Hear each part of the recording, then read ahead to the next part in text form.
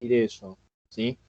Eh, por un lado, si tomaron buenos apuntes, van a ver que las preguntas que se hagan al respecto van a tener esa temática, ¿sí?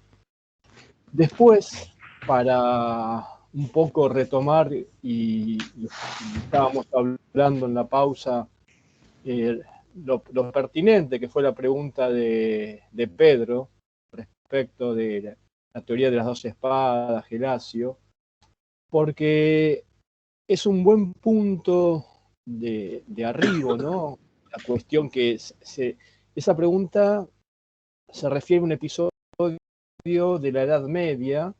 Todavía estamos en el mundo antiguo, estamos transitando ya los siglos finales del mundo antiguo, pero uno puede decir, ¿no?, que la teoría de las 12 espadas, que vamos a ver en la clase que viene, es un buen puerto que nace justamente, ¿no?, en parte con lo que hablamos del cristianismo y también con lo que vamos a ver en unos instantes cuando hablemos de San Agustín, ¿no? Porque yo quisiera redondear por qué el fenómeno del cristianismo es importante, por qué tanta importancia le damos en la materia. Ustedes conocen que hay un autor que se llama Sabine, ¿no? Está en algunas unidades como bibliografía obligatoria. George Sabine dice que la aparición del cristianismo es uno de los fenómenos, digamos, es un hecho trascendental en la historia de las ideas políticas, básicamente porque lo que trae el cristianismo, y recuerden esa frase que citaba Alejandro acerca de esa famosa sentencia, dada al César lo que es del César y a Dios lo que es de Dios, lo que se trató es la ruptura de la unidad, ¿no?, que antes era la polis, la civitas romana, como una unidad político-religiosa. Eso se disocia. Hay una distinción a partir del cristianismo en dos ámbitos o jurisdicciones, ¿no?, que hasta entonces estaban, como les decía, unidos en la figura del Estado, ¿no? Esta frase es claramente meridiana, ¿no?, en cuanto a su significado, y traza la frontera entre esas dos jurisdicciones. Lo espiritual es lo que se refiere, lo que apunta a Dios, ¿sí?, y que no está relacionado con el Estado. Y el Estado, a partir de esta distinción que hace el cristianismo, va a tener un poder temporal, pero sobre temas, valga la redundancia, temporales, ¿no? A ver, esto va a traer consecuencias prácticas que tienen que ver, primeramente, qué instituciones son las competentes en cada una de estas jurisdicciones, ¿no? La cuestión espiritual que apunta a la salvación de las almas, como bien decía Alejandro, el discurso de Pablo de Tarso, ¿no?, sobre la vida después de la muerte. La salvación de las almas tiene que ver con la función de la Iglesia, ese poder espiritual, ¿no?, que media entre Dios y el hombre en busca de su salvación. Pero también tenemos quién es competente en la dimensión temporal. Y aquí aparece lo que sería el Estado con las diferentes formas o titulares del poder que en esos tiempos, claramente, en épocas del Imperio Romano, era el emperador. Luego, cuando venga todo el proceso de fragmentación, de disolución de Roma, van a ir apareciendo los distintos reyes, y justamente lo que aparece es una primeramente una clara distinción, una clara frontera entre estos dos ámbitos, ¿sí? Que es importante, ¿no? Y insisto con lo atinado de la pregunta de Pedro, que al comienzo, ¿no? Cuando el cristianismo da sus primeros pasos, hablando acerca de la distinción, ¿no? Entre lo temporal y espiritual, la iglesia es como que se desentiende de los asuntos temporales, solamente se va a concentrar en la tarea de salvar las almas. Pero ¿qué va a pasar? Con la caída de Roma, con la fragmentación del poder político, también va a haber un acrecentamiento, ¿no? Del poder de la iglesia, esto que hablaba Alejandro, la importancia del obispo de Roma, y vamos a ver justamente que con la aparición de San Agustín, la iglesia va a influenciar, ¿no? Los 10 siglos que van a ser la Edad Media, y justamente en ese periodo es donde vamos a ver la cuestión de la teoría de las dos espadas, ¿no? El poder espiritual y el poder temporal. Fíjense que hablamos de poderes, ¿no? Primeramente eran órdenes, después van a ser poderes, y de hecho la espada remite a eso. En cuanto al cristianismo, entonces, tenemos que es una suerte de auxiliar, ¿no? del poder del Estado. El cristianismo, además, lo que trae es que sus fieles deben desdoblarse, ¿no? En la lealtad al Estado o al imperio y el seguimiento de los preceptos que manda su iglesia, ¿no? Entonces, tenemos fundamentalmente esa distinción que nos trae el cristianismo. Pero para no irnos tanto y aprovechar el tiempo, les decía al comienzo que la aparición del cristianismo es casi contemporánea con el proceso final de lo que es la República Romana, ¿no? Siglo I antes de la era común o antes de Cristo. Justamente es cuando Roma está transitando el camino hacia el imperio, pero todavía estaban vigentes las instituciones de la República, ¿sí? Que justamente dijimos, la República es el período que más nos interesa, tanto por las ideas políticas, ¿sí? Que produce Roma, como también por la descripción y por el funcionamiento de las instituciones de esa república. Entonces, fíjense que incluso la palabra, ¿no? La cosa pública, el vocablo tiene plena vigencia, ¿no? Hablamos de la República Argentina, la República Federativa del Brasil, bueno, distintos estados se autotitulan como repúblicas, ¿no? Justamente porque tienen una serie de características y de funcionamiento institucional que tienen su origen en lo que era la República Romana, que, y acá un poco para empezar ya a estudiar al primero de los pensadores que vamos a ver,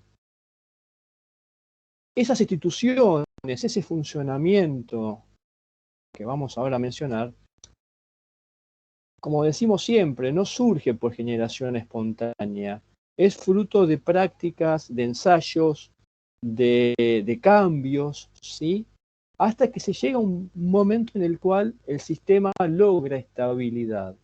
Y justamente lo que las instituciones en Roma lograron, y fue lo que la hicieron grande, ¿no? Porque Roma por esos años, por esos siglos, se había constituido en la primera potencia del mundo conocido, ¿no? Lo que era el mundo mediterráneo, a partir de la victoria en las guerras púnicas frente a Cartago, ¿no?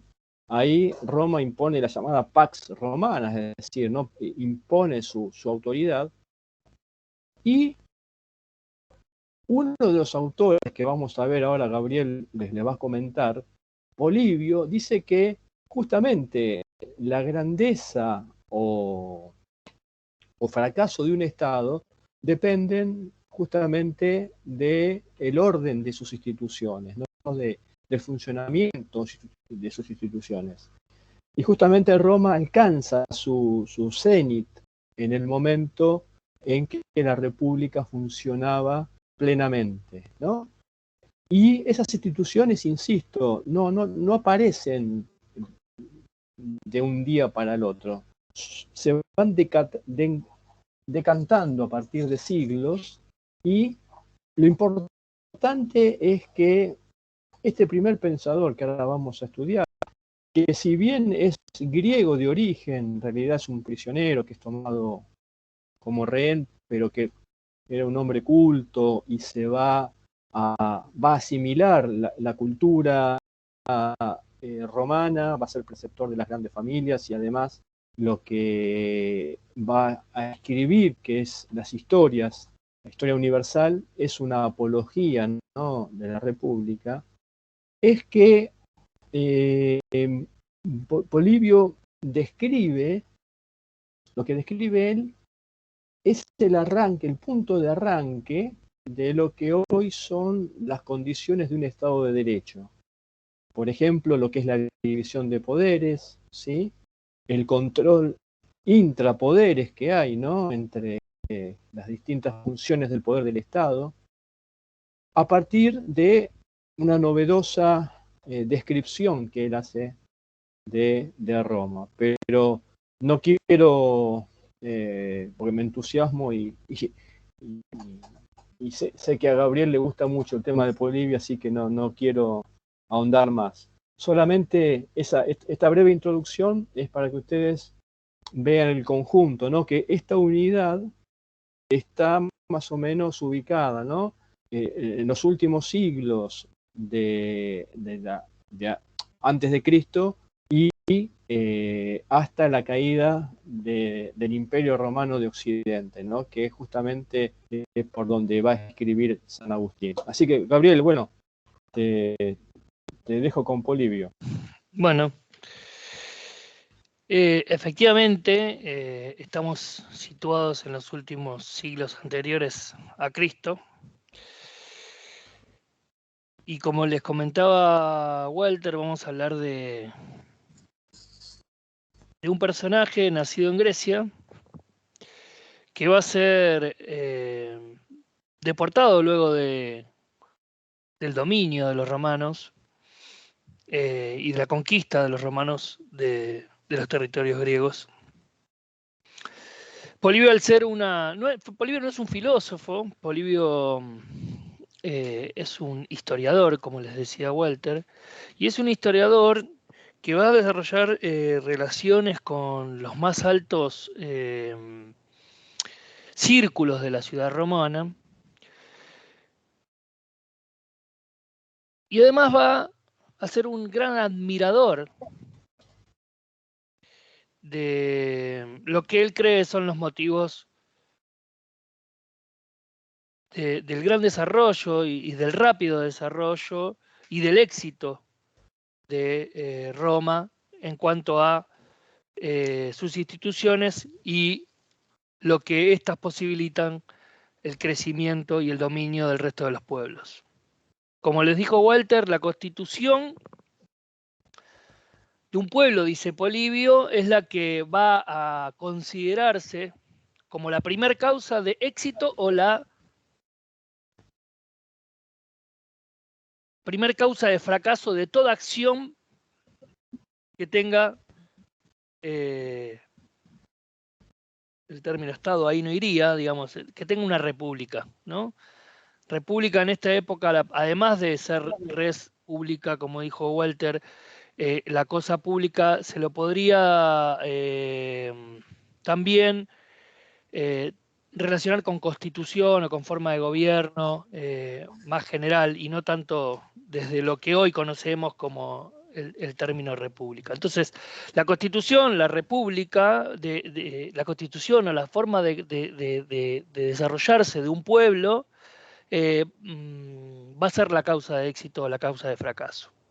Y entonces él observa el porqué del éxito de Roma y desarrolla una historia de Roma con una visión apológica, o sea, hablando bien de ella, justamente por su admiración.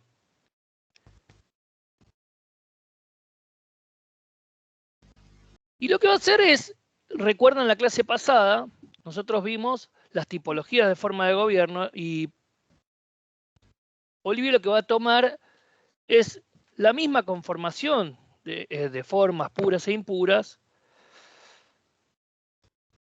que desarrolló Aristóteles, o sea, las formas aristotélicas de gobierno.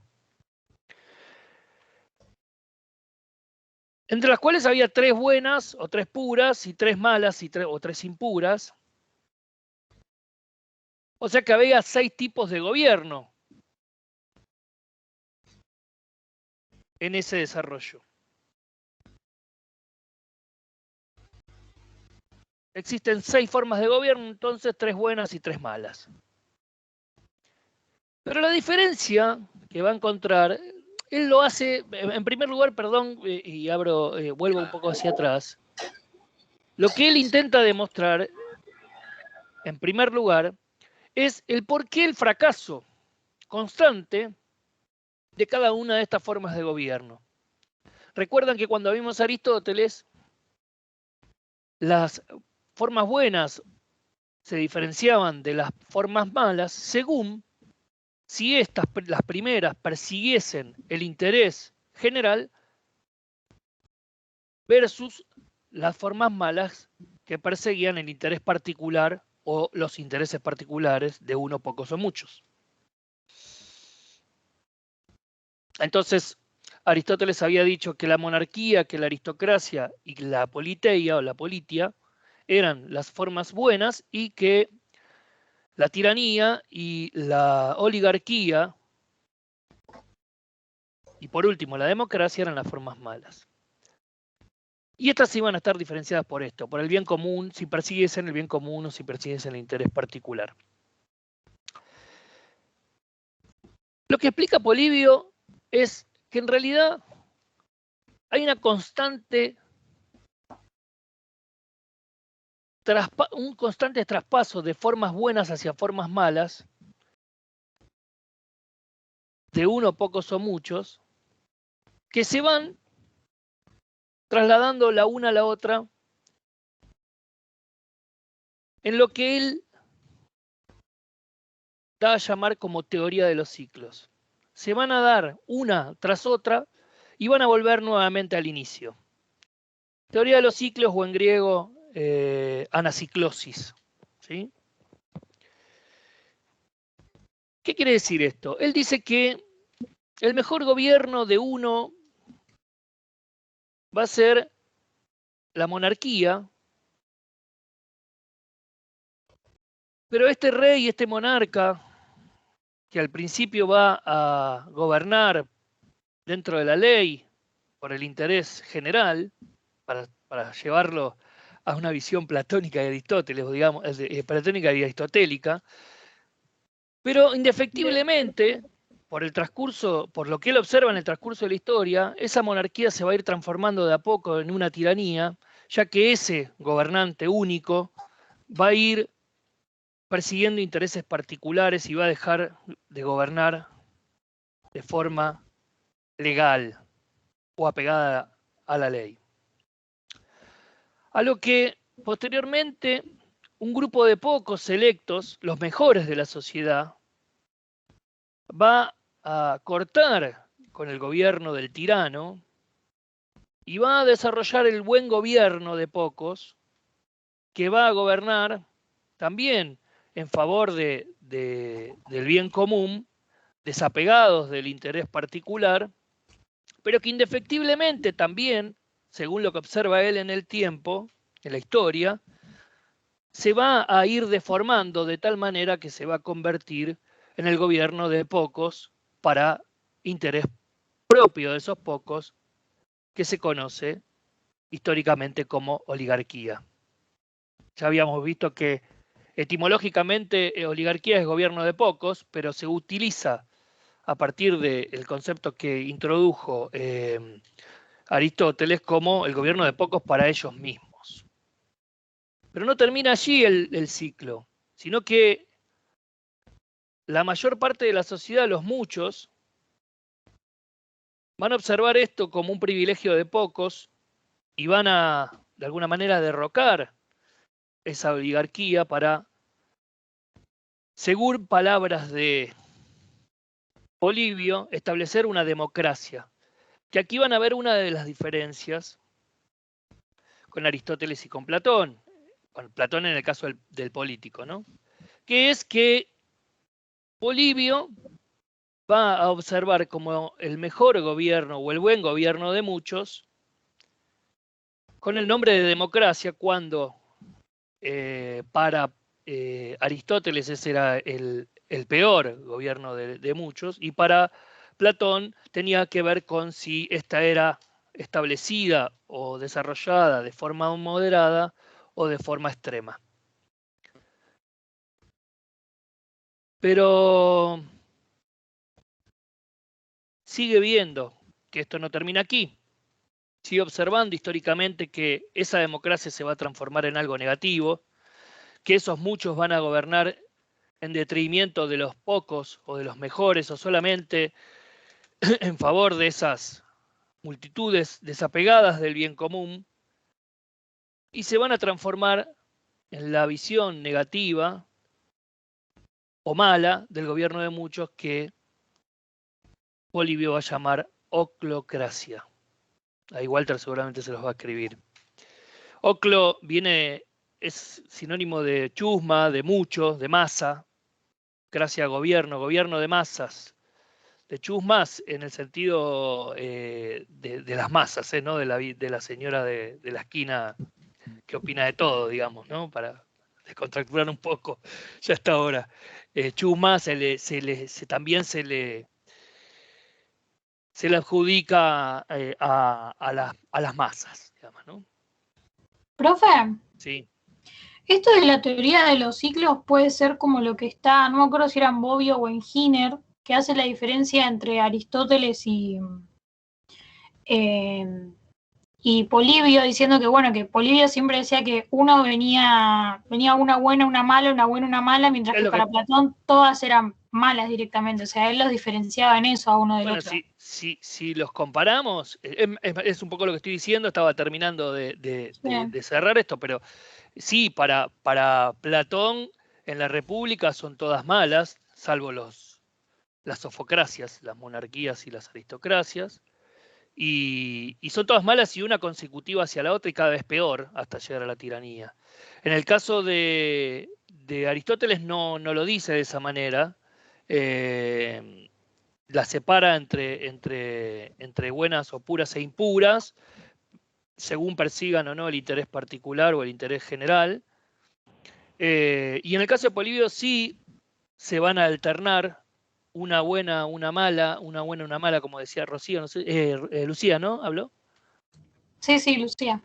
Correcto, pero no termina nunca el ciclo. Por eso es la teoría de los ciclos. Porque después de la oclocracia va a venir un hombre, un iluminado, a salvar a este gobierno de la chusma, a este gobierno de las masas, que gobierna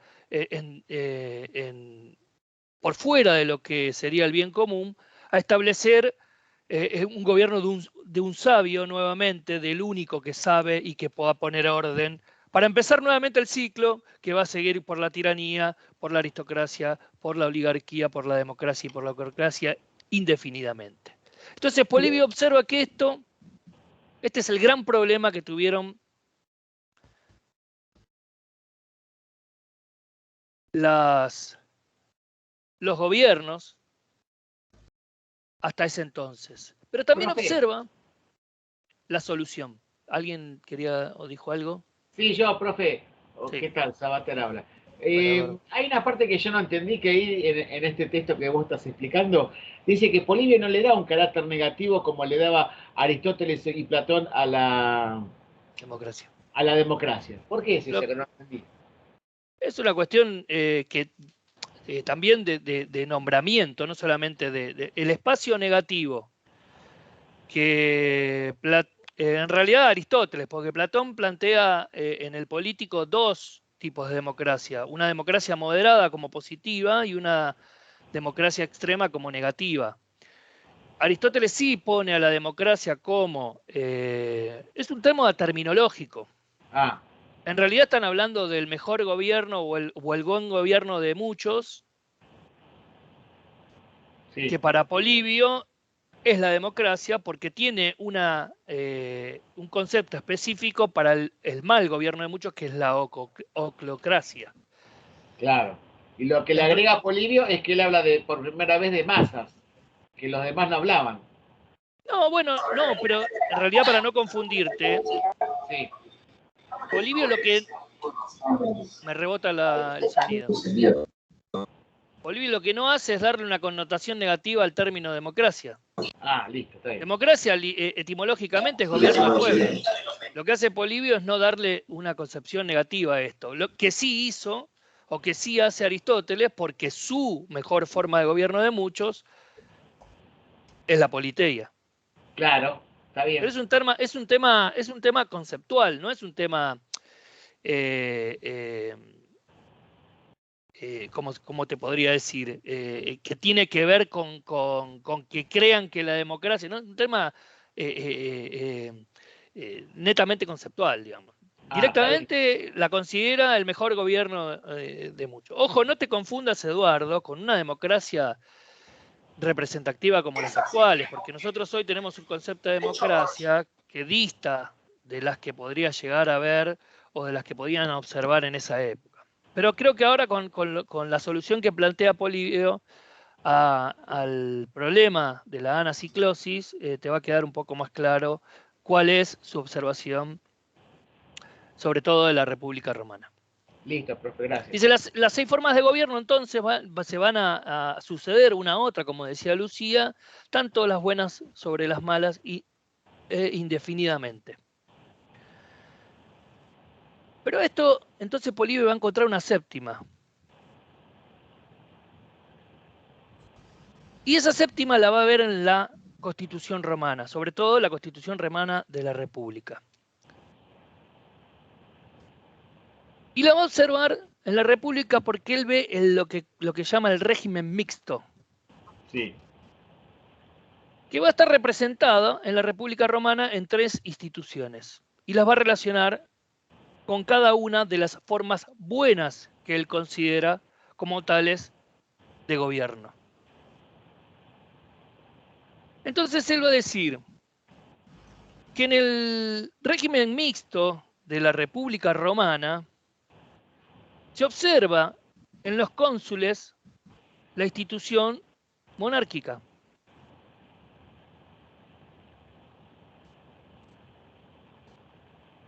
Observa en el Senado la aristocracia. Y observa en los tribunos de la plebe o en los comicios censurados la democracia. Esas 3 instituciones que forman parte de la República Romana mixturan, por eso le llama régimen mixto, las 3 formas positivas o las 3 formas buenas de gobierno en la visión aristotélica o en la visión de Polibio, para decirlo más claro. ¿Cuáles son las formas buenas de gobierno? Monarquía, aristocracia, democracia, para Polibio. Sí. Bueno, monarquía, consulado. Profe, una pregunta. ¿Sí? Se me cortó el audio justo apenas empezó a decir las formas de gobierno que veía Polibio. Sí. Observa en el Senado la aristocracia. ¿Y el anterior cuál fue que dijo? No llegué a En el escuchar. consulado, en la institución del consulado, la figura de la monarquía. Genial, muchas gracias. Y en los tribunos de la plebe o en los comicios, la democracia.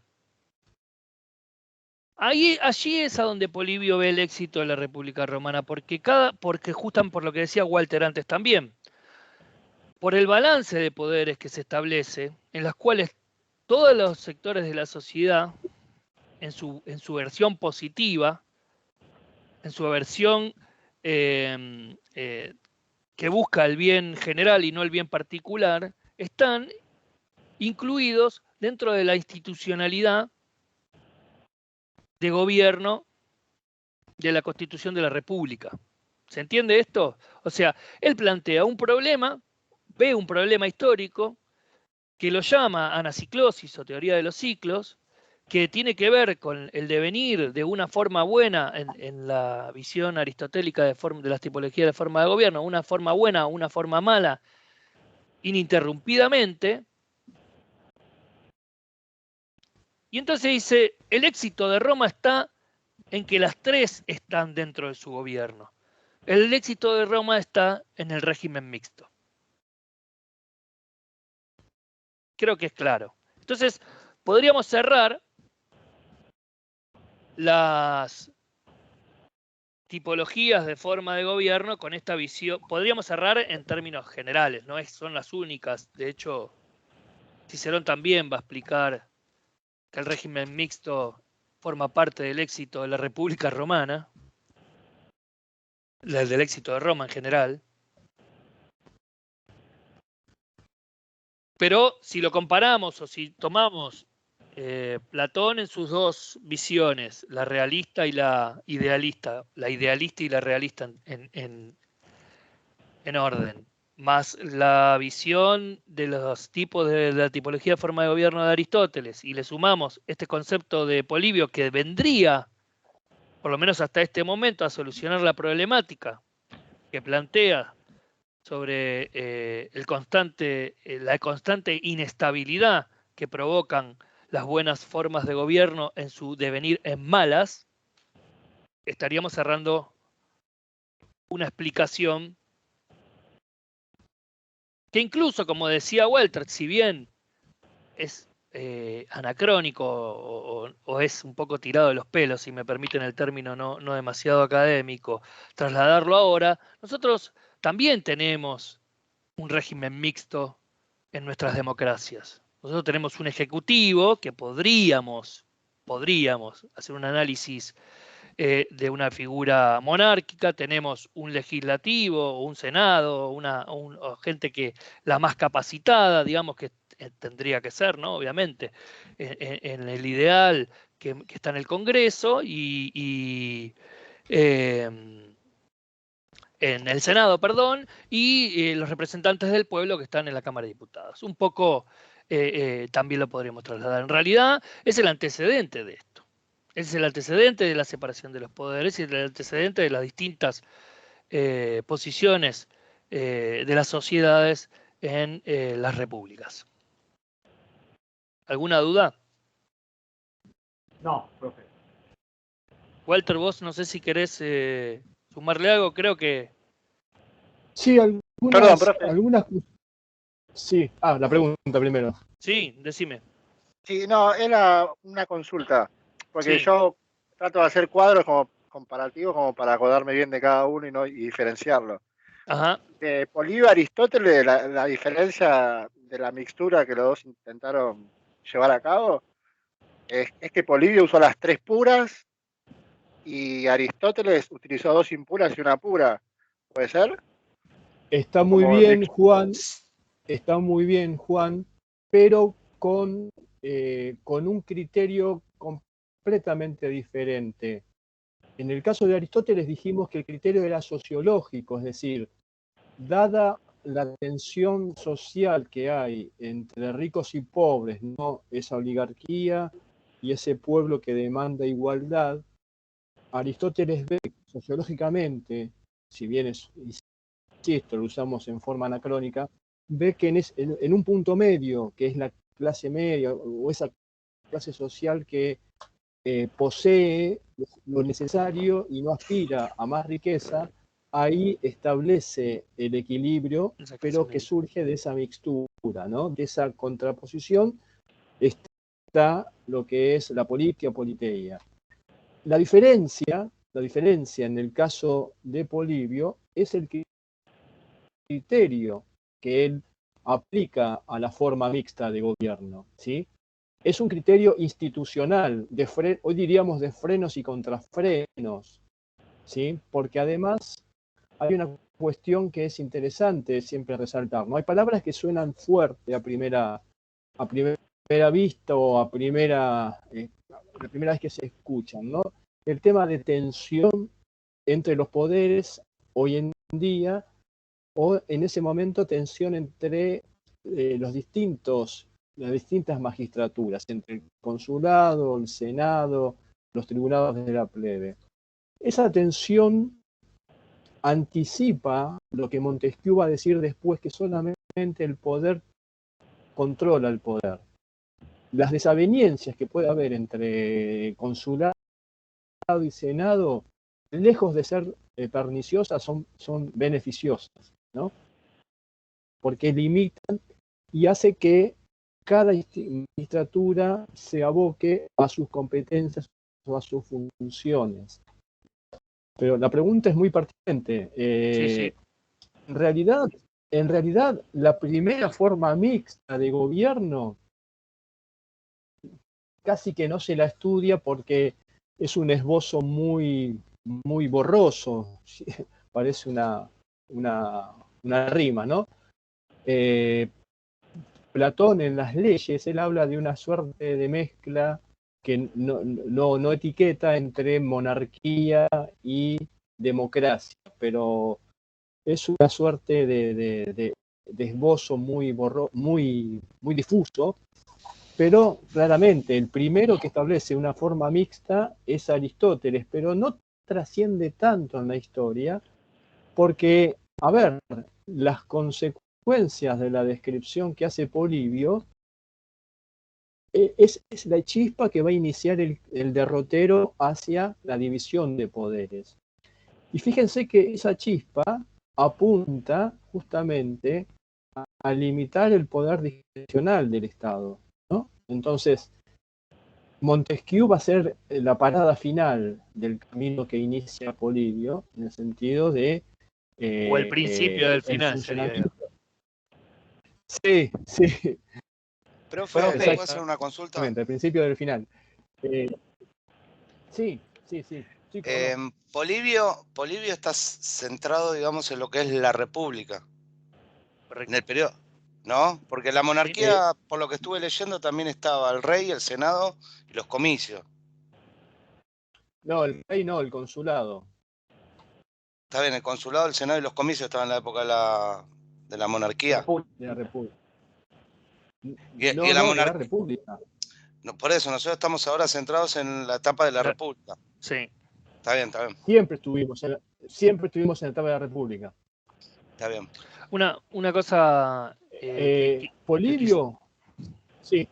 No, vuelta, por favor. Que, a ver, si bien Polibio es una apologeta de la grandeza de Roma, él no solamente constata que la forma mixta aparece en Roma, él también hace alguna referencia a Licurgo, un legislador espartano, que también Esparta en esos tiempos tenía un funcionamiento parecido, ¿no? Las reformas de Licurgo hicieron que hubiese un equilibrio entre distintas instituciones. Pero la mejor descripción, la más fecunda, es más, en términos hasta jurídicos para ustedes, es la de la República, ¿sí? Y como dijimos al comienzo de la clase de hoy, de Roma a nosotros nos importa el periodo republicano, ¿sí? Solamente.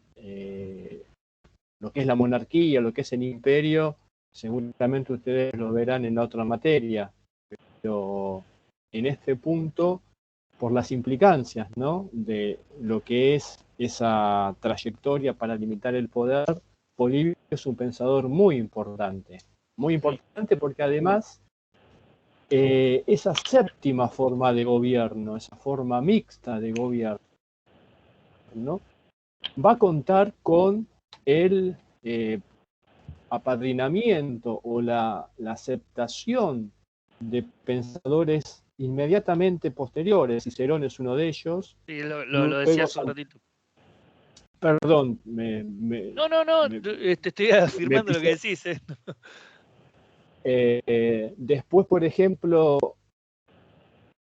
hay alguna interpretación que San Agustín también ve en la República la mejor corporización del mejor gobierno, lo cual es discutible. Quien le da después un envión importante Santo Tomás de Aquino, y después ya en la Edad Moderna Montesquieu termina de cerrar el ciclo, ¿no? Y a partir de ahí ya queda establecido como un hecho natural, no se discute, y todas las democracias que comienzan a aparecer en el siglo XVIII establecen, por ejemplo, fundamentalmente en la Revolución Norteamericana de 1776 y la Constitución posterior de 1778, Montesquieu está presente, y Montesquieu ese es el último eslabón de Polibio, ¿sí? Profesor, si me permitís, sí. Perdón, una última pregunta, ya que estamos hablando sobre los criterios, ¿no? Platón, ¿qué criterio utiliza para hacer esta división de los poderes y todo esto que estamos hablando ahora? Platón, a ver, el único criterio que podemos decir en Platón es el criterio cualitativo para distinguir formas puras de las impuras en el político, porque en la República ya vimos que él tiene una concepción histórica lineal descendente. Por ahí sí, ya lo viste. Valeria pone muy bien que, bueno, habla, creo que se refiere a Platón, ¿no? No sé, a ver, esperen que la pregunta... Perdón, Walter, para sumar a lo que decías de Platón, si bien el criterio es cuantitativo, la forma de discernir cuáles son buenas o malas o puras e impuras tiene que ver con según persigan o no la legalidad. Sí. Sumale eso, Eduardo, por las dudas. Sí, ya la vi. Me acuerdo que vos hiciste el grafiquito, Walter, ya me acordé, gracias. Sí, es verdad. Ahí está. Después hay un detalle que, a ver, hasta aquí veníamos viendo filósofos, ¿no? Platón, Aristóteles. Polibio es un historiador. Él, así como decimos que Platón y Aristóteles son sistematizadores, es decir, de todo el conocimiento de su época, Polibio es un descriptor. Él describe el funcionamiento y él no busca las causas últimas de por qué pasan las cosas. Él los toma como hechos de la naturaleza, ¿no? ¿Y por qué digo esto? Porque es la anaciclosis, ¿no? Y luego lo que es el régimen mixto, si fuésemos en términos médicos, y Polibio, el doctor, él diría, bueno, la enfermedad del Estado es la inestabilidad provocada por la constante rotación de formas puras e impuras. Y justamente esa inestabilidad es la que no le permite la grandeza. El vicio grave de la falta de estabilidad, dice, ahí donde lo vayan a leer lo van a encontrar así.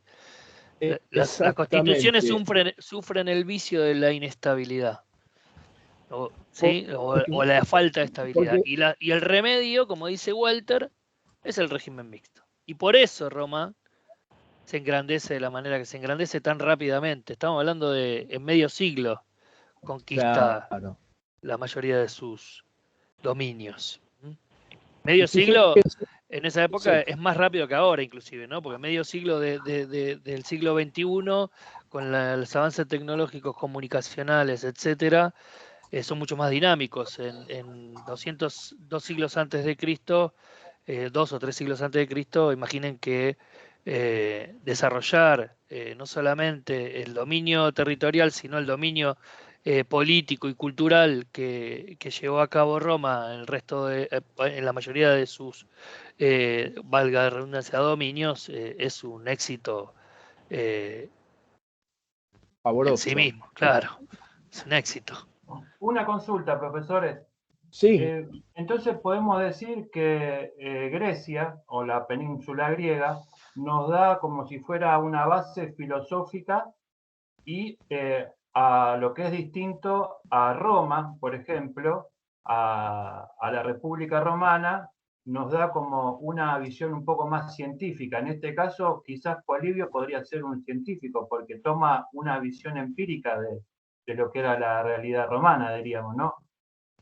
¿No se podría tomar como uno de los primeros científicos para observar la sociedad como objeto, diríamos, de lo que era la sociedad romana o la constitución romana? A ver, Pedro, dos comentarios respecto de tu observación. Primero, es un lugar común siempre comparar a estas dos civilizaciones, ¿no? Griegos y romanos. Más en lo especulativo los griegos, más práctico los romanos, y de hecho los romanos juridizan, es decir, llevan a la norma lo que los griegos pensaron, ¿no? Y justamente por eso hay pocos pensadores originales en Roma. De hecho, Polibio es griego, ¿no?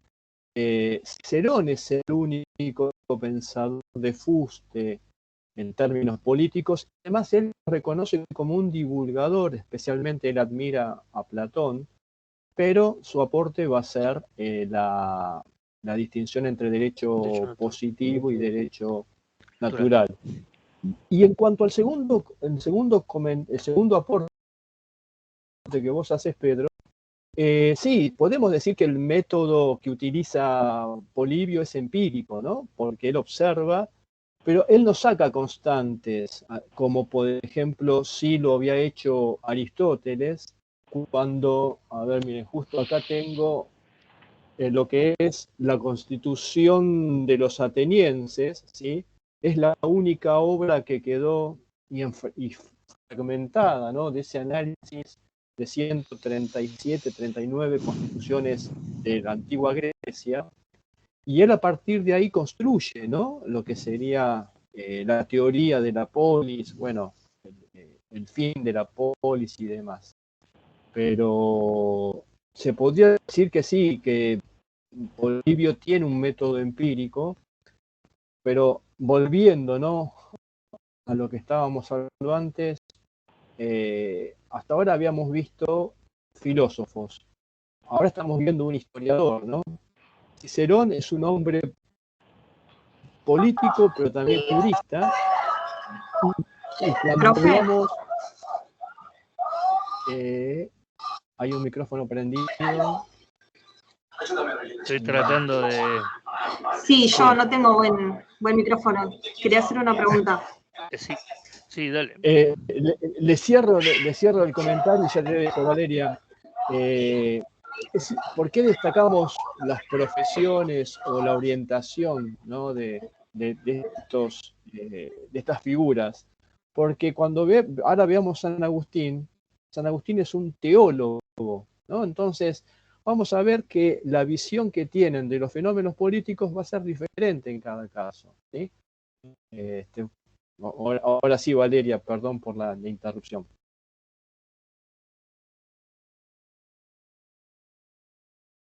Iba a preguntar, ¿no? Valeria.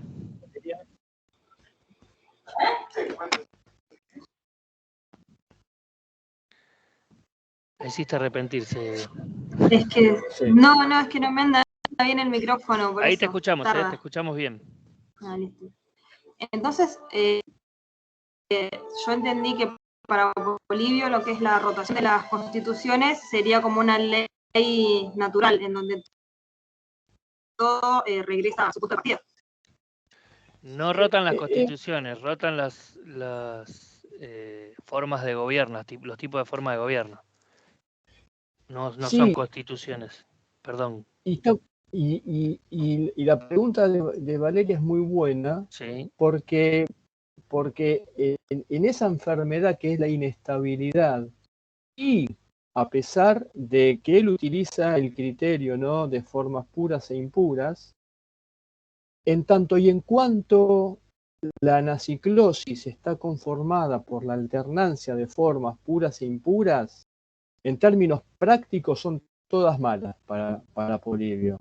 La Claro. monarquía es mala porque es inestable, la aristocracia es mala porque es inestable, la democracia es mala porque es inestable. Y justamente por eso el remedio es la forma mixta, ¿sí? Es comprensible Es la séptima la lógica. forma la que viene a solucionar el problema. Exactamente. Profe, Fíjense. es Sí, como que en las formas mixtas es que conviven las tres. Yo entiendo eso, ¿o no? ¿Algo sí, así? sí, Es una sí. conjunción de las tres formas que Aristóteles ve como positivas. Pero las Si 6 habla algo, formas puede ser. son malas las 6 formas porque ninguna tiene estabilidad. Correcto. Siempre se está moviendo. Está bien. Exactamente. Lo único que Pero no en la soluciona es claro, la mixta. Y Pero a raíz genéticamente de podemos. la mix, perdón, Sí, digo, a través de la mixtura, creo que si no recuerdo mal, decía algo de que si hay una preponderancia entre alguna de las tres debería ser aristocracia, ¿puede ser? ahí avanzamos un poquito más, pero yo les decía de que así como en Platón el motivo del cambio, de la corrupción, tiene que ver con una cuestión generacional, en Polibio es casi un dato de la naturaleza, ¿no?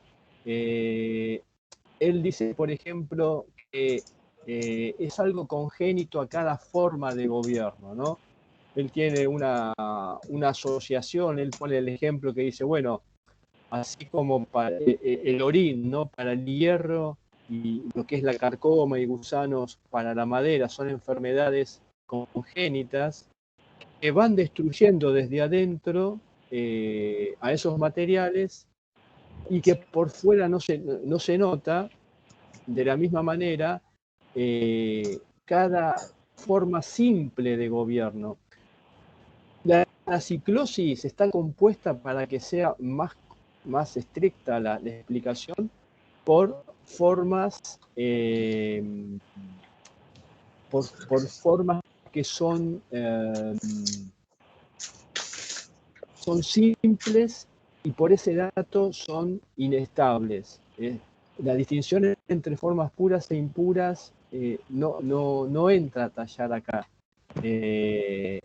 La composición de la ciclosis es que son todas formas malas, ¿sí? Son inestables, lo que veníamos un poco repitiendo, ¿sí?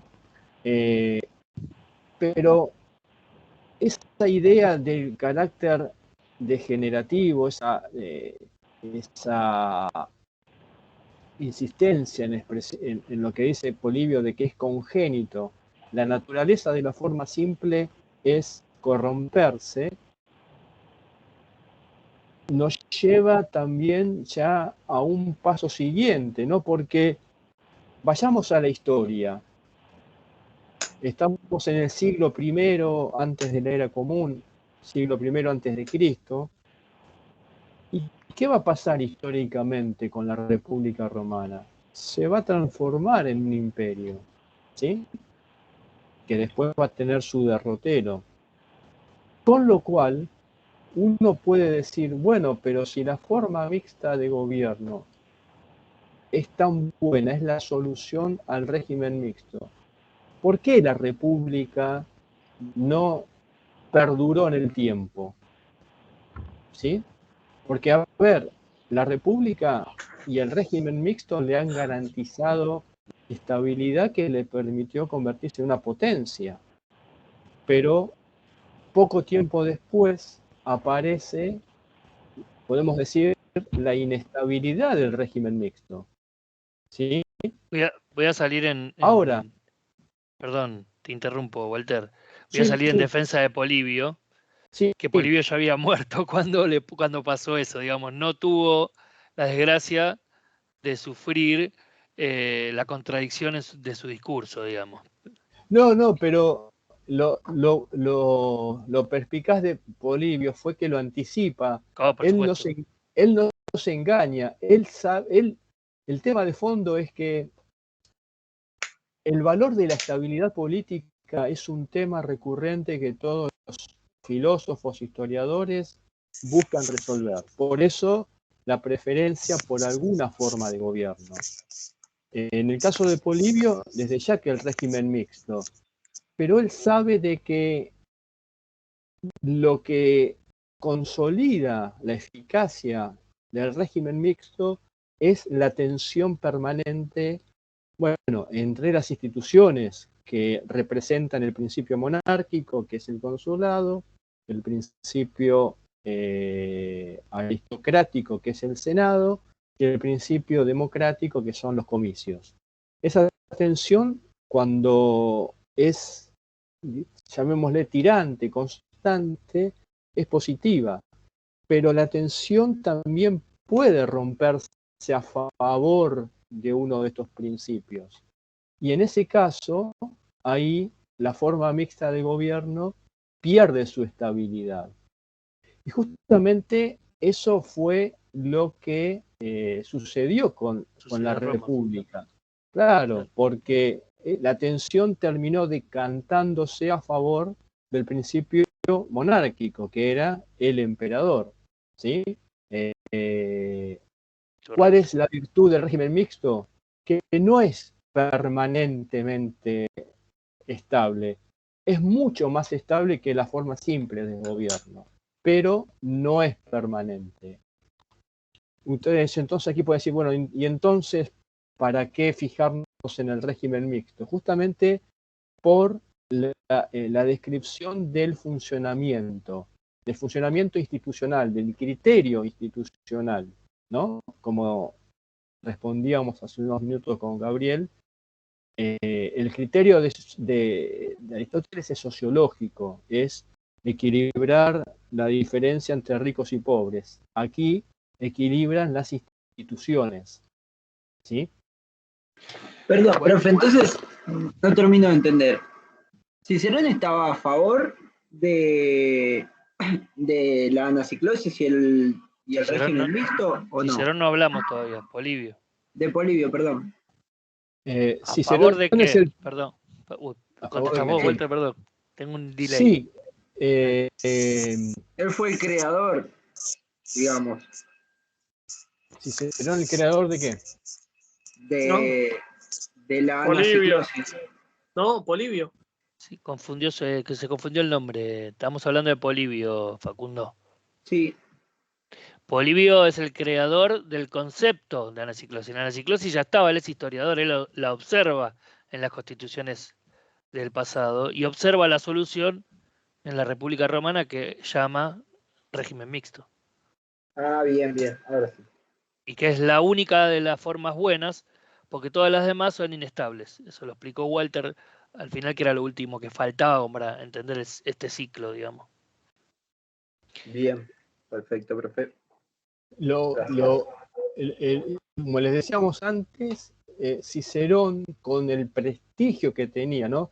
Cicerón fue un hombre que desempeñó todas las magistraturas, lo que se conoce como cursus honorum, ¿no? Empezar como era antes, en otros tiempos en Argentina, por ejemplo, una persona entraba de cadete en un banco y quizás llegaba gerente después de 30, 40 años. O antes,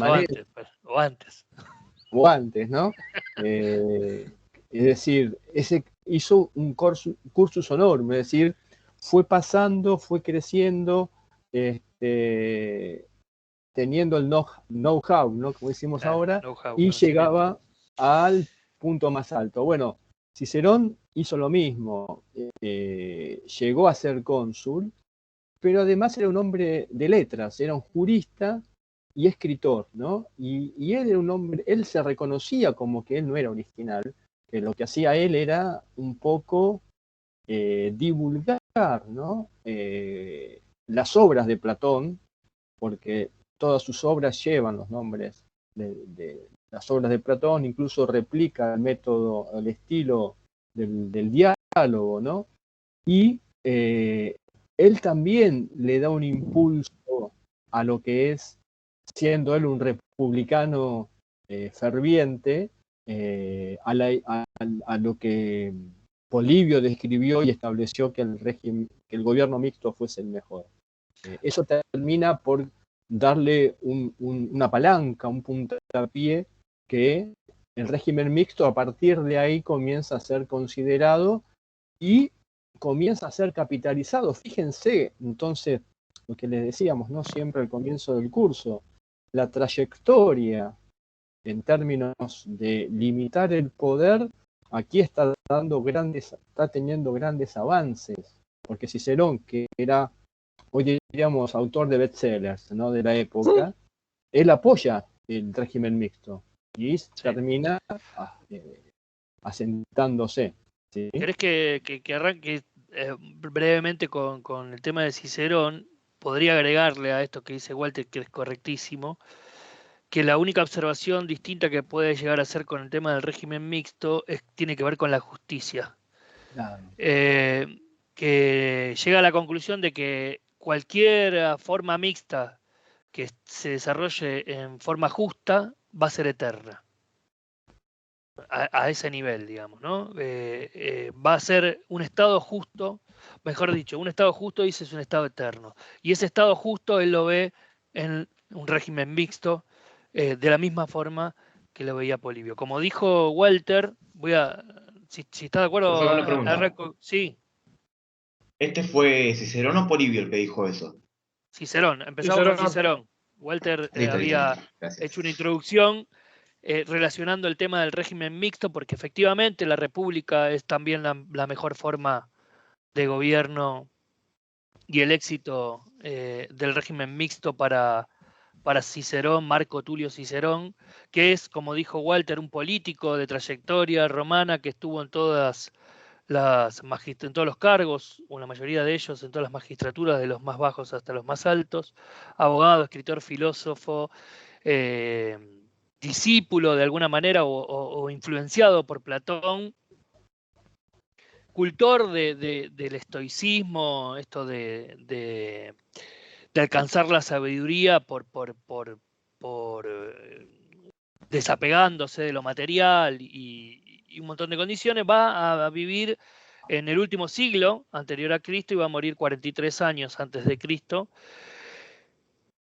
Y va a desarrollar la teoría del derecho, la visión del derecho natural como anterior al derecho positivo, como dijo Walter en reiteradas oportunidades anteriormente.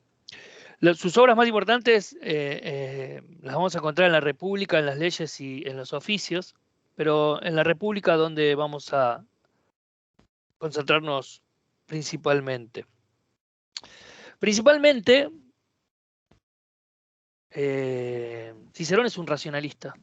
Es un racionalista que tiene una concepción moral de la política. Por eso habla de justicia cuando hablábamos de régimen mixto recién en relación a su visión similar a la de Polibio sobre la República Romana. Y dice que la ley natural es la que los hombres, que todos los hombres conocen por la recta razón. Lo bueno de lo malo, o lo bueno y lo justo, lo son por naturaleza. Y no lo es, o no sucede, por una cuestión que tenga que ver con la voluntad de los hombres. La recta razón va a ser la que va a revelar a los hombres lo que es la diferencia entre lo bueno y lo malo, entre lo justo y lo injusto. Y por lo tanto no van a encontrar nada por encima de esa recta razón, ya que esta va a existir tanto en hombre, o mejor, va a existir en el hombre porque existe en Dios. Y es por medio del hombre que posteriormente esa recta razón, mejor dicho, es por medio del hombre que esa recta razón, que la recta razón, es por medio de la recta razón que el hombre se comunica con Dios. Eso es lo que quería decir, me trabé, perdón. Por lo tanto, hay una ley natural que la razón conoce y que es universal. Y ese es un concepto novedoso. Es un concepto novedoso porque si es universal se va a extender a todos los hombres. Y es un concepto que a partir del cristianismo se va a desarrollar muy fuertemente. Y estamos en el último siglo, antes de los comienzos, por supuesto antes de Cristo, pero antes de los comienzos del cristianismo. Y como dijo Alejandro antes y lo ha reiterado Walter también en varias ocasiones, las cosas no comienzan de un día hacia otro. Los conceptos históricos y las culturas de las sociedades son desarrollos concatenados y que son producto justamente de desarrollos de ideas humanas. La idea de la universalidad del hombre es una idea que arranca con el concepto de ley natural y el concepto de universalidad del hombre que propone Cicerón. Ahora bien, la ley natural deviene de la recta razón y por lo tanto no es lícito intentar modificarla. No hay posibilidad ni de modificarla ni de anularla, porque ya está ahí. Es la que Dios dice que es. En todos lados es la misma, otro concepto de universalidad. En todos lados es la misma, para todos los hombres y en todos lados es la misma. Dios es el autor y el intérprete de la recta razón y los gobernantes, por lo tanto, no van a tener la posibilidad de ir en contra de ese derecho natural. Como decía antes, la ley positiva va a ser posterior y no podrá ir en contra del derecho natural.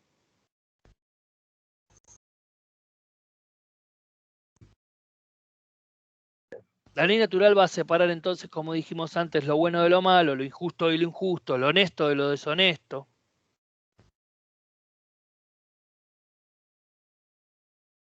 Y para Cicerón,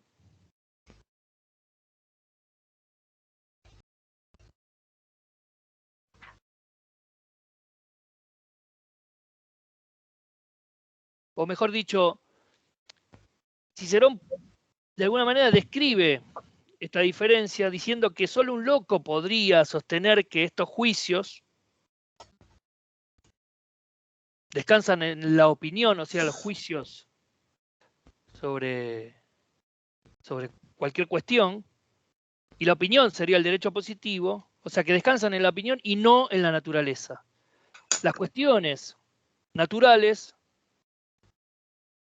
no pueden descansar, o lo que deviene de la recta razón, no pueden descansar en la opinión, o sea, en el derecho positivo, sino que van a descansar en la naturaleza de las cosas.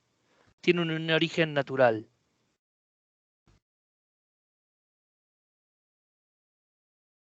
¿Se entiende esto?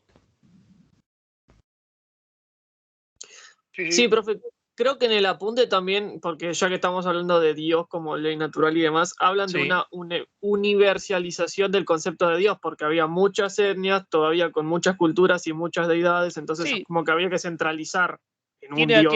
Tiene alguna razonabilidad, entonces, si es así, que sea para todos los hombres y en todos los lugares.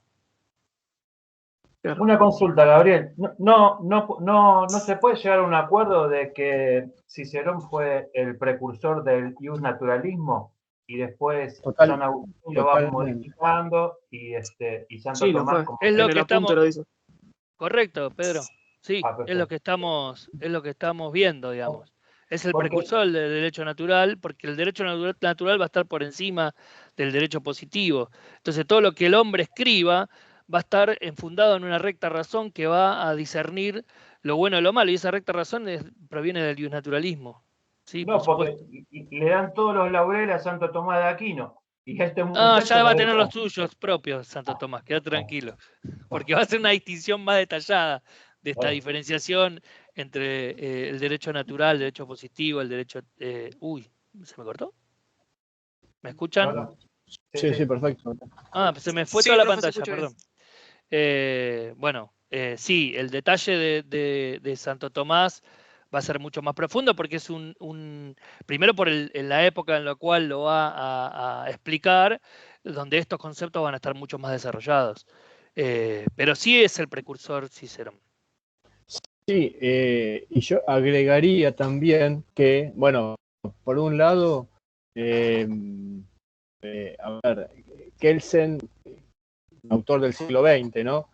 Claramente no está a favor del naturalismo, para él, ya lo hemos visto en la unidad el orden 1, jurídico. ¿no? En la unidad 2, perdón. Solamente el derecho positivo, pero lo importante es que la idea del derecho natural que aplica a todos los hombres, hablamos del género humano, ¿no? Por el hecho de ser hombres, tienen acceso a partir de esa recta razón de distinguir lo bueno de lo malo, lo injusto del injusto. Pero lo más trascendente en términos de poder es que la ley natural pone freno a leyes injustas, ¿no? Y acá siempre los ejemplos son abundantes. Personalmente a mí me gusta citar uno por la brutalidad que significó su sanción, que es las llamadas leyes de Nuremberg en 1933 en la Alemania nacional socialista, en la Alemania nazi, que la vota el Reichstag, ¿no? El Parlamento, los representantes del pueblo alemán, votan esta ley que va a iniciar el camino de la persecución de las minorías y luego ya en una decisión mucho más arbitraria, lo que es la solución final del problema judío, ¿no? Lo que fue el Holocausto. Pero, a ver, en términos formales la ley estuvo bien sancionada, pero, a ver, ¿va en contra de los principios de la ley natural? Obviamente que sí. ¿Por qué? Porque no respeta la vida humana, básicamente, ¿no? Entonces, esta concepción naturalista, en términos de poder, es una limitación a leyes discrecionales que solamente respetan el formalismo, ¿no? Pero aparte también le imponen a los gobernantes una situación superior, que hasta ese momento no existe desde el punto de vista de la ley. Y ahí le impone un freno automático, por supuesto, sí, estoy por ese lado. Y después hay otra cosa que... sí. No, iba a decir, ¿se puede asemejar un poco la ley natural a los derechos humanos, como para llevarlo a este tiempo, como un comienzo? Al revés, yo lo daría vuelta, digamos. Los derechos humanos podrían ser considerados parte del derecho natural. Claro. Porque son universales y el derecho a la vida, claro. Son derechos que... Sí, el derecho positivo, de hecho, el derecho positivo se tiene que ajustar a eso. Pero Walter les está comentando, por ejemplo, en las leyes de Nuremberg, que no siempre. Entonces es ahí donde podemos demostrar que hay algo superior, que corresponde a la recta razón, que puede discernir lo bueno de lo malo y que no necesariamente una ley positiva esté encuadrada o se encuadre dentro del derecho natural. Claro. Le está dando un ejemplo contrario, justamente. Obviamente el que escribe la ley, que es un hombre, perdón, ya cierro con, perdón, ¿no? Y te dejo, Walter, discúlpame. El que escribe la ley, que es un hombre, siempre lo va a hacer creyendo que lo está haciendo dentro de la justa razón o de la razón y del sentido común, para decirlo en términos más actuales, y está discerniendo, o sea, los nazis, porque él puso ese ejemplo, creían que hacían bien las cosas, que estaban dentro del derecho natural. Se entiende lo que quiero decir, ¿no? O sea, ahí hay un conflicto también, y esto ya es una visión más particular de quién es el que decide cuál es la justa razón. Es Dios, supuestamente, lo que dice Cicerón. Bueno, ¿qué Dios? Por eso hay diferentes interpretaciones según costumbres, arraigambre culturales, religiosas, etcétera, etcétera, etcétera, en el mundo en general. Y estoy hablando en el contemporáneo, ¿no? Bueno, porque en realidad tienen un régimen totalitario, diríamos. El elemento poder-población, si nos remontamos al Estado, los alemanes, ¿no es cierto? Esto que estaban mencionando, van en contra de las leyes naturales.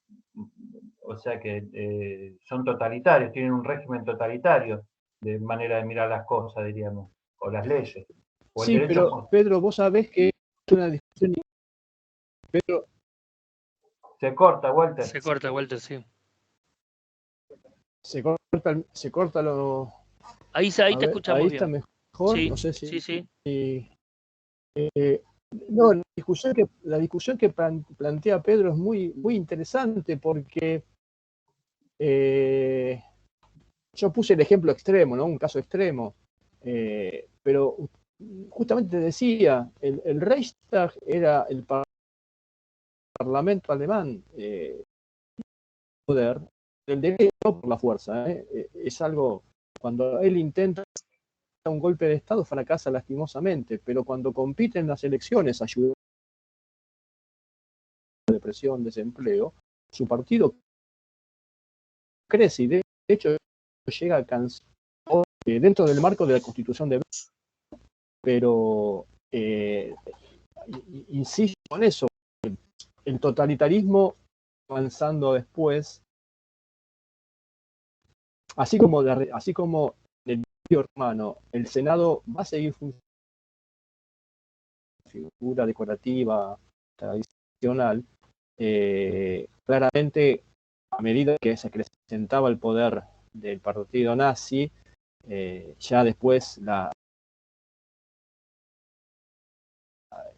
el Reichstag no va a tener un papel ya de la función de legislar, ¿no?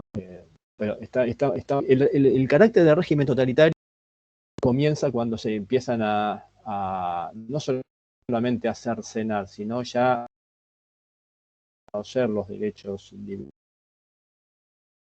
Y una cosita también que es importante, porque es toda las críticas de aquí adelante, el tema del derecho natural, es que primeramente,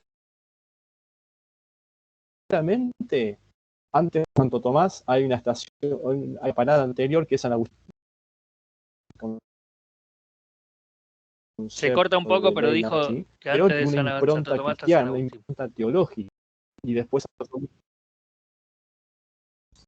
se corta. ¿Se corta mucho ahí? Sí, ¿querés salir y entrar, Walter? Sí, mientras yo termino.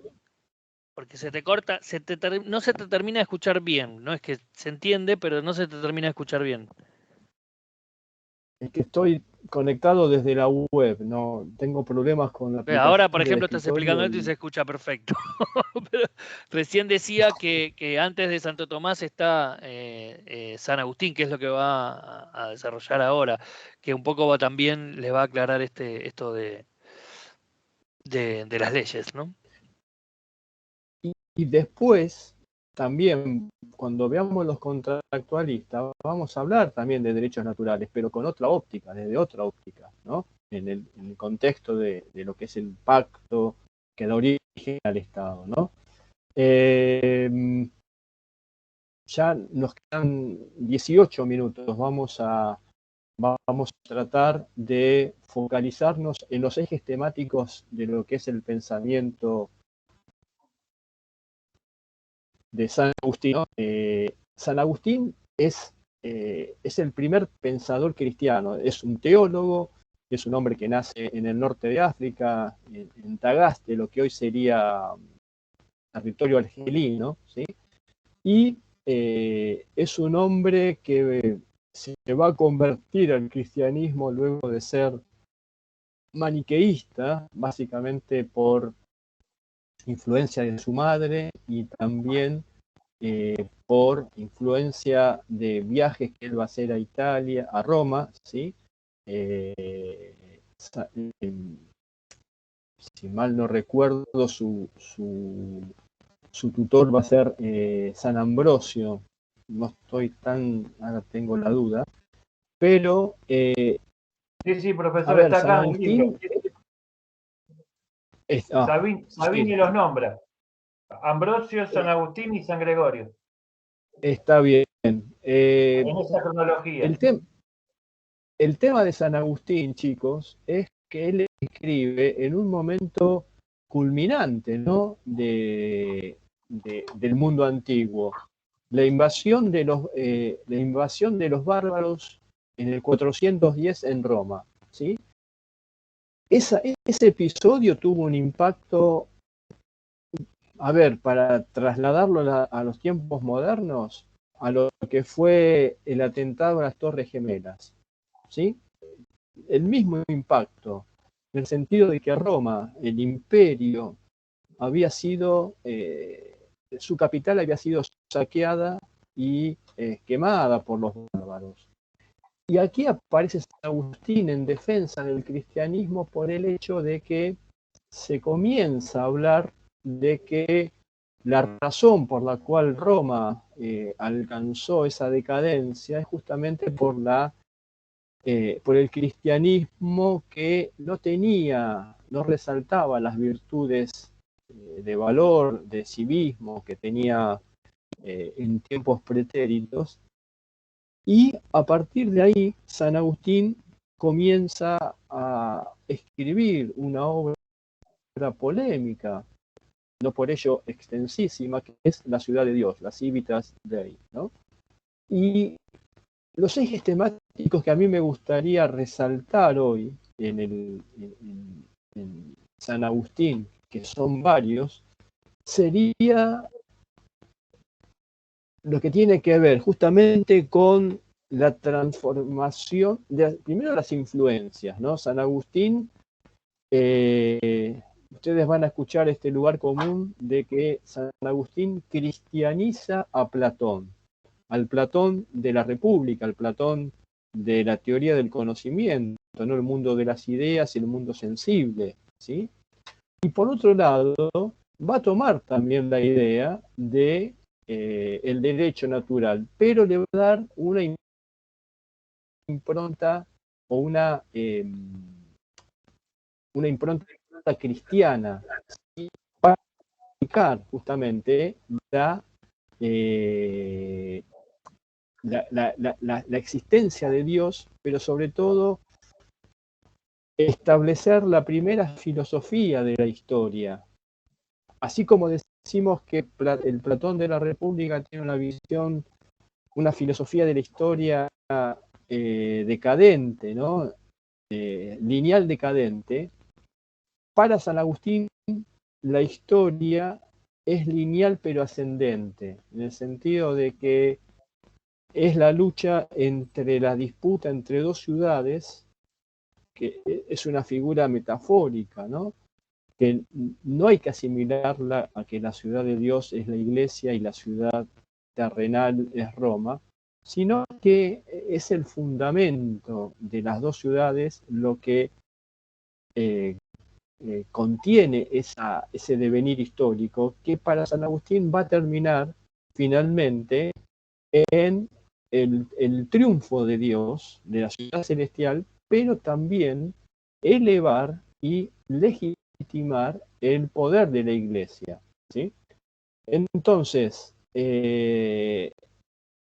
a ver, con el tema de las leyes, él hace una división cuatripartita, es decir, él establece que hay cuatro tipos de leyes, perdón, por la S.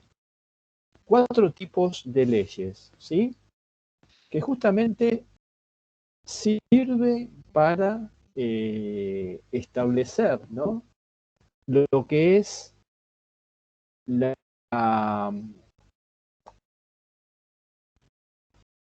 el poder de Dios y cómo Dios organiza todo lo creado, ¿sí?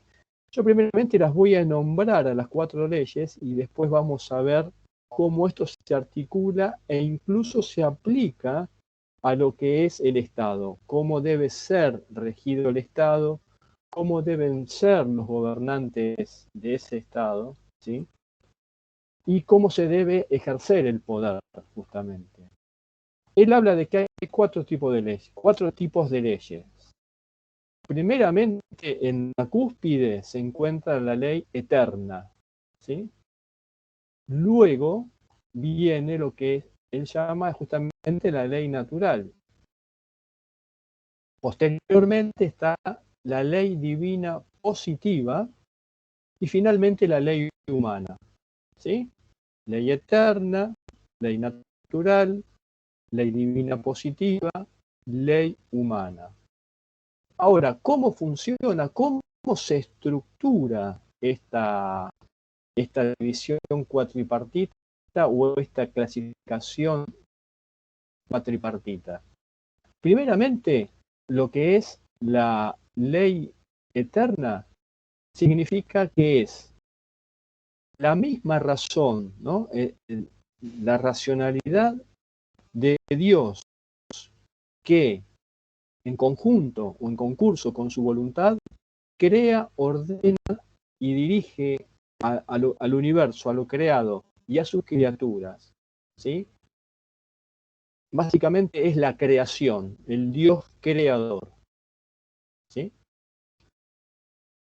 La ley eterna entonces está en la cúspide. Ahora, ¿por qué decimos que la ley natural es la que le sigue?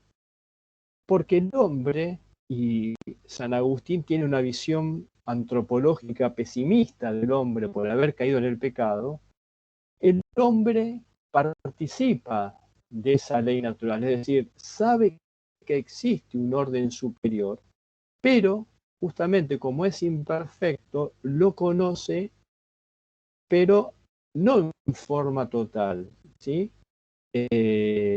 Lo conoce en forma imperfecta. De ahí tenemos que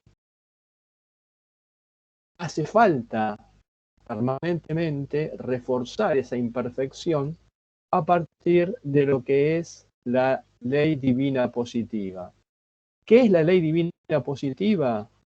Básicamente los documentos en los cuales, o de los cuales abreva la Iglesia para lo que sería la catequesis o la salvación de las almas, que son los textos sagrados, ¿no? Lo que es la Biblia.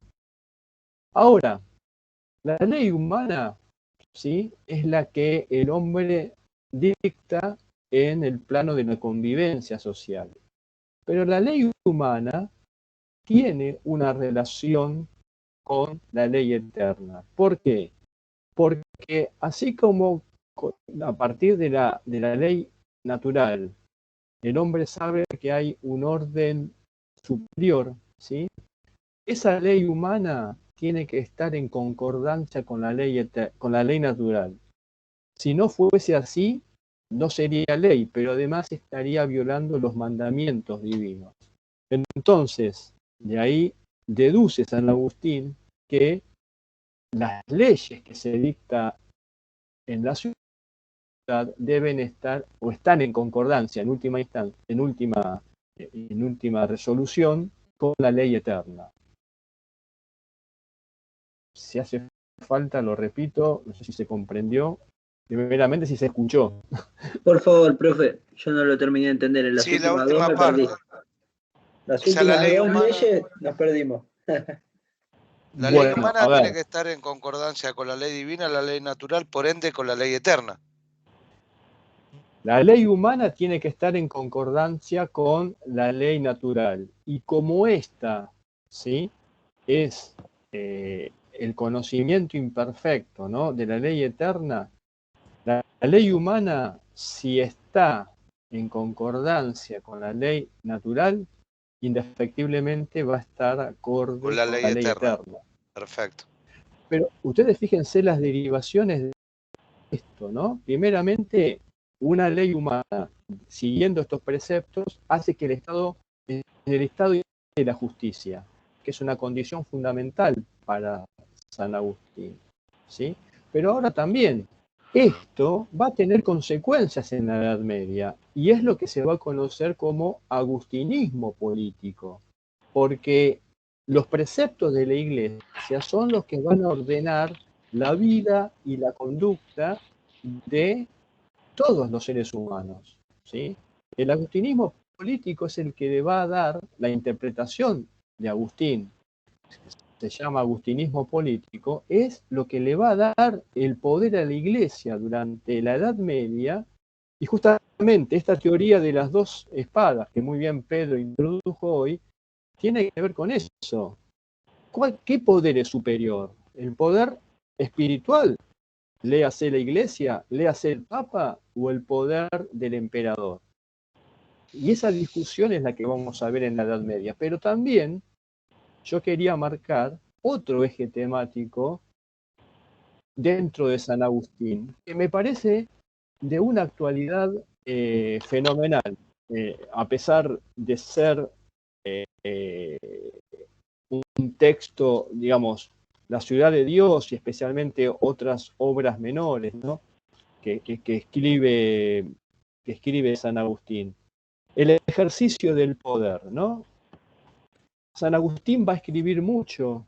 El libro quinto de la ciudad de Dios habla de lo que se llama el príncipe cristiano, y esto va a tener o va a generar un género político que es justamente el espejo de los príncipes, ¿no? Por ejemplo, Carlomagno, que en el 800 se corona como emperador del Sacro Imperio Romano Germánico, va a basar su reinado en lo que es el príncipe cristiano.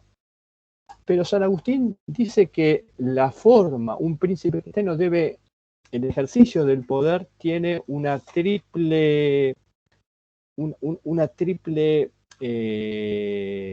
línea o se manifiesta a través de una triple, es un triple oficio que se le demanda al príncipe cristiano, ¿no? Yo primero, insisto, lo voy a mencionar y luego lo vamos a explicar, pero además esto que yo les voy a comentar ahora está en el texto de Vidar Campos, así que no se desesperen, además está en la grabación de la clase, ¿no? El ejercicio del poder él lo llama officium, ¿sí? Officium con doble F, perdón. Yo lo escribo, Walter. Dale. Él habla de que hay un triple officium.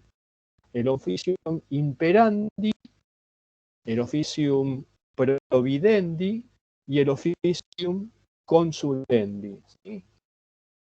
Imperandi, providendi, consulendi, ¿sí?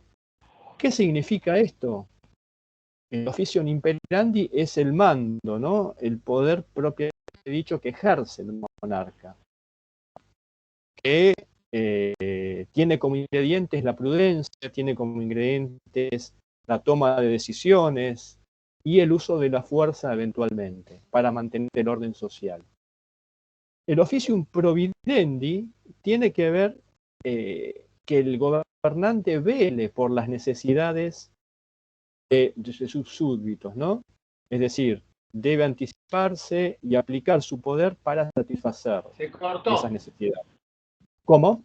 Se cortó, profe. Ahora, a ver. Ahora sí, ahí. te escuchamos. Sí, ahora voy a sí. cerrar todas las aplicaciones a ver si funciona mejor. Les decía que el officium providendi consiste en satisfacer todo tipo de necesidades que tienen los súbditos. El monarca debe anticiparse a esas necesidades, ¿sí? Y implica o es una gran demanda del monarca. Y finalmente el officium consulendi, que quizás tiene una nota más de tipo moral, ¿no? El officium consulendi implica que el príncipe debe ser un modelo de conducta, debe actuar como una especie de poder paternal respecto de los súbditos. Y debe ser un espejo para los súbditos, ¿sí? Un príncipe cristiano debe ser piadoso, debe ser contemplativo, y eso va a impactar necesariamente en el comportamiento de sus súbditos, ¿no? Por eso a veces cuando se dice que lo que sucede en las altas esferas repercute en la sociedad, tiene mucho que ver. Esta idea de predicar con el ejemplo es lo que constituye el officium consulendi, ¿sí? Porque básicamente esto proviene de la filosofía clásica, que ahora ya comienza a ser tomada por el cristianismo para empezar a elaborar su pensamiento. Siempre está la idea de el gobernante como ese pastor de rebaños o el que lleva a buen puerto la nave del Estado, ¿no? Entonces, el príncipe cristiano debe tener esa función, ¿no? Ser modelo de conducta, ser modelo y tener una suerte de figura paternal para con sus súbditos. Entonces, división de las leyes, ¿sí? En esas 4 categorías, el fin del Estado, que es la justicia, el ejercicio del poder. Luego hay otros tópicos, ¿no? Que son propios de la filosofía clásica, que tienen que ver con el origen del Estado y la sociabilidad natural del hombre. Aquí San Agustín sigue la tradición aristotélica. Esos puntos son los más importantes, pero San Agustín es un pensador fundamental porque sus ideas van a ser interpretadas en la Edad Media, en una época de mucha convulsión política, de la fragmentación del Imperio Romano y la aparición de distintas unidades de poder, y esa añoranza, ¿no?, por la unidad que significaba el imperio, la estabilidad que garantizaba el imperio y seguridad, se va a reemplazar por una suerte de fragmentación política en la cual la Iglesia, el papado, va a ganar mucho poder, época de invasiones, el conocimiento se va a refugiar en los monasterios y la Iglesia va a tener mejores argumentos. Y de ahí las controversias medievales entre poder espiritual y poder temporal. ¿Hasta acá estamos bien, chicos? Sí, Walter, ¿puedo hacer una pregunta? ¿Puedo hacer una pregunta? No molesto más. La patrística me faltaría. Me faltaría resolver la patrística. Sí. ¿Quiénes son los precursores? San Agustín pertenece a la patrística. La patrística, sí. Era la primera escuela. A ver, chicos. Exactamente. La San patrística Agustín, es la San primera Gregorio. San Jerónimo también. O sea, la patrística comienza con San Ambrosio, San Agustín y San Gregorio. Con esos 3. Introducen al cristianismo. Le empiezan a dar forma al pensamiento cristiano. ¿Sí? Ustedes tengan en cuenta que la idea de en los concilios se fija el dogma, ¿no? Pero también se apoyan en esta escuela, que es la primera escuela de pensamiento, conformada por teólogos, ¿sí? Esto es en el mundo antiguo todavía. San Agustín es un hombre de transición, una bisagra entre lo antiguo y lo medieval. Ahora, por ejemplo, va a haber una segunda escuela de pensamiento que vamos a ver en la clase que viene, que es la escolástica. En la escolástica las figuras fundamentales son San Alberto Magno, Santo Tomás de Aquino, ¿sí? Y después está la neoescolástica española, Suárez, Bellarmino, que van a hacer aportes muy importantes a la teoría política también, ¿sí? San Agustín está en esa Victoria, Suárez, Mariano. San Agustín está, sí. Porque es cuando empieza el medioevo, del 5 al 15. Él arranca, diríamos. Son los 10 siglos, son los estos 10 siglos que componen la Edad Media. Exactamente, Pedro, exactamente. Bueno, gracias, profesor, disculpe, ya está. No me callo. Pedro. Bien, Pedro. Pedro, y esto vale para todos, chicos. Desde el respeto, yo creo que hoy las preguntas de Pedro fueron disparadores que nos sirvieron para, creo que una mejor explicación, ¿no? Fíjense la pregunta de la teoría de las dos espadas, la pregunta del naturalismo, cómo nos permitió a nosotros, a Gabriel y a mí, ir estructurando la clase de hoy, ¿no? No es, al contrario, nos gustaría que hubiese más Pedros en la clase. Bueno, chicos, ya es muy positivo que siendo las 23:05 todavía estén conectados, así que muy contentos en serio y muy agradecidos por su resistencia primero a 4 horas de clase y también por el entusiasmo que demuestran sus preguntas, ¿sí? Sí, si les quedan, yo también, obviamente, ¿no? Hago extensivas las palabras de Walter a mi persona, pero si les queda alguna duda pueden preguntar por Teams o por Miel, ¿sí?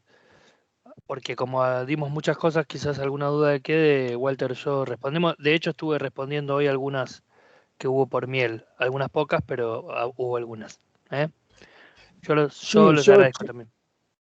Yo, chicos, les comento, estoy teniendo un problema con la computadora, tengo otros dispositivos, pero no los tengo disponibles, que la aplicación de escritorio me da un error que todavía no logro resolver y estoy conectado desde la web y la web es muy inestable, entonces cerré la aplicación de Miel, por eso no te pude ayudar, Gabriel, pero voy a tratar de a ver cómo... No era una queja, no. Lucía hizo una pregunta, yo ya se la contesté, ya se la aclaré y algún otro hizo otras preguntas más de tipo administrativo, pero está todo bien, queda tranquilo. Si no te hubiese pasado la factura por otro medio. Sí, a mí me llegó la respuesta de los dos, así que gracias. Ah, bueno, mirá, encima le respondiste vos también, ni sabíamos, estamos haciendo trabajo doble. Así que, bueno, chicos, la clase que viene vamos a ver la unidad 5. Venimos muy bien con el dictado de los temas, ¿sí? Segundo, que pudiesen o que leyesen el material de la unidad 5. Así avanzamos con más, no con velocidad, sino que sea más para evacuar dudas que para arrancar de cero con los temas, ¿sí? Que ustedes estén ya en temas, ¿sí? ¿Toda la unidad 5 o algo en específico, profe? Todo. Genial. Acá no vale la especulación, ¿eh? Recuerden lo que les dijo Alejandro, que la universidad pública no es gratis, pero el único impuesto que le cobramos acá es el compromiso y la lectura, así que todo. ¿Eh? Genial. Bueno, muchas chicos, ya estamos pasados, así que Gabriel, la grabación está, ¿no? De la clase de hoy, sí, queda. Ya la estoy cortando en este momento. La pueden recoger